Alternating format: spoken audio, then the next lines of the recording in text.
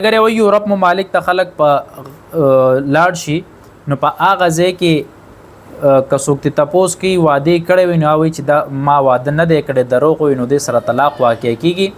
ګوره داسې الفاظ چې کم کې د سړي نیت د طلاق وي، که اوس یو سړی ښځې ته وایي چې یاره ته زما ښځه نه یې، په دې الفاظ وایي طلاق ته مراد نو دې طلاق واقع کېږي. خو چې داسې وي زما ښځه نشته دا دروغ دی، ګناه ده دا دروغ ویل، خو دې سره طلاق نه واقع کېږي، د سړي نیت ته اعتبار دی.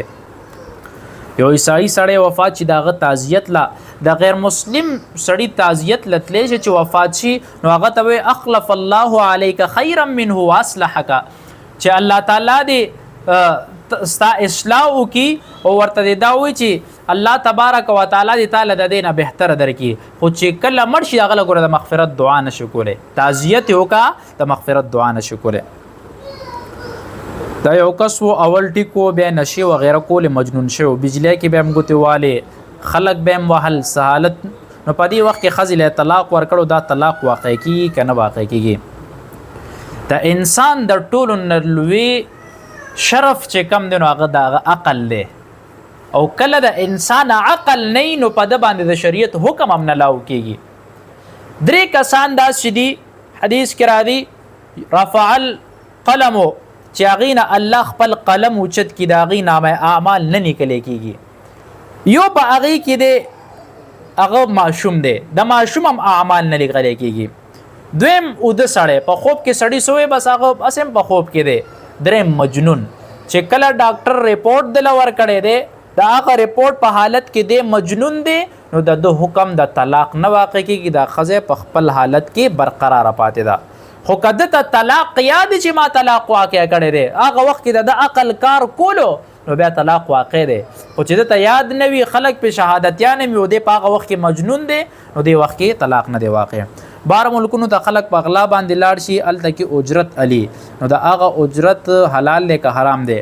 ګورې قانونا جرم دی، د انسان د وجود په ده باندې فرایض دي، هغه فرایض چې دی به د وجود خیال ساتي، ځان به نه وجني. دا بعضې خلک په دې غلا باندې ځي نو دوی خپله ځان مرګ دپاره ورکوي، د وجود چې کم ضروریات دی هغه پوره کوي. خو که بیا هم یو کس لاړه نو هغه وخت کې د حلال کار شروع کو هغه ځای کې نو دا کار جایز، د دې اجرت هم جایز. او که چېرته په بارډر تله هغه وویشتو نو دا خودکشي نه ده، دا یو د دې سړي جنازه هم کولی شي چې کم سړی خودکشي وکړي نو د هغه جنازه وي د تعزیرا مه کوئ چې یاره څوک داسې ونه کړي دا خو د یو جرم وکړو نو د دې سړي جنازه هم کولی شي جایز دي.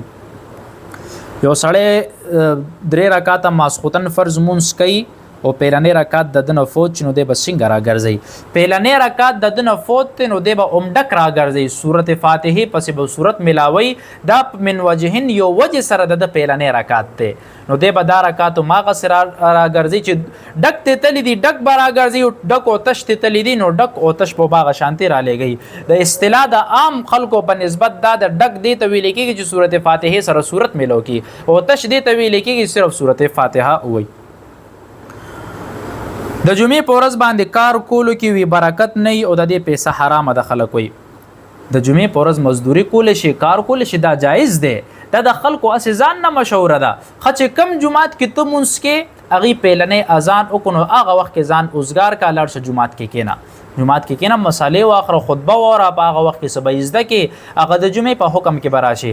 قرآن مجید آیات دی یا ایها الذین آمنوا اذا نودی للصلاة من یوم الجمعة فاسعوا الی ذکر الله وذروا البیع، بیع پرېږده او الله یاد له لاړ شه، خپل تجارت پرېږده نو په دې کې به ستا برکت هم وي. خو که دې وخت کې چا څه کار وکړو نو هغه کار نه حرامېږي، ناخوښه دی، حرامېږي نه، هغه کار ټیک دی، پیسه هم حلاله ده. خو بهتره دا ده چې پیلنی اذان وشي ته ځان اوزګار که هلته لاړ شه. نوکان چې کله کټ کې نو د دې غرزول خلک وي که دا د همداسې وغورځول نو دې سره نیستي راځي. نوکان د انسان د جسم یو جز دی، دا چې کله کټ کې نو یا په خاوره کې واچوه یا چېرته پاک ځای کې کېږده. ډسبین ګندونه دي شیزونه دا ساتل پکار دي. بعضې داسې فقهای کرامو لیکلی دي وي چې دا په ګندګۍ کې ته لړکې وي دا مکروه د دې سره بیماریانې پیلاویږي. او د رزق تنگ دستی که دا چرته یو بزرگ ویلی د هغه مجرباتو کې به وي، نور چرته حدیثو نه دا نه دي ثابته چې د دې نه د انسان رزق تنگ دستیا راځي.